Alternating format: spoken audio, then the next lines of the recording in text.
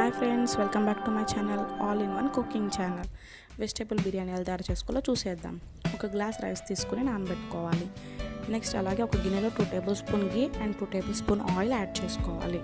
నూనె బాగా కాగిన తర్వాత బిర్యానీ స్పైసెస్తో పాటు 4-5 కాజు యాడ్ చేసుకోవాలి. అలాగే 2 బిర్యానీ ఆకుల్ని కూడా వేసుకోవాలి. 4-5 పచ్చిమిర్చి యాడ్ చేసుకుని బాగా మిక్స్ చేసుకోవాలి. బాగా వేగిన తర్వాత ఒక ఆనియన్ అండ్ అలాగే ఒక క్యారెట్ వేసుకోవాలి. ఒకసారి బాగా కలుపుకున్న తర్వాత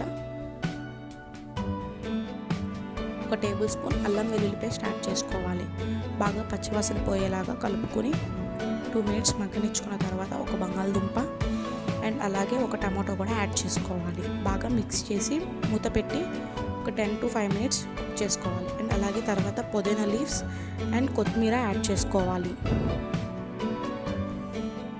ఒకసారి బాగా కలుపుకొని మూత పెట్టి ఒక 2 మినిట్స్ ఉంచితే సరిపోతుంది.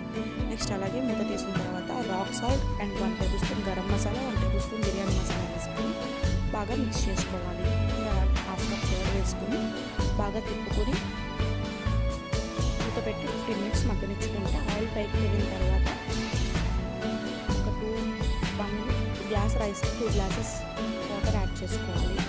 సాల్ట్ చెక్ చేసుకున్న తర్వాత మూత పెట్టి మరిగించుకోవాలి. మరిగించుకున్న తర్వాత ముందుగా నానబెట్టుకున్న బియ్యం వేసుకొని బాగా కుక్ చేసుకోవాలి. కుక్ చేసుకుంటే biryani ready. Thank you for watching. Please like, share and subscribe to my channel.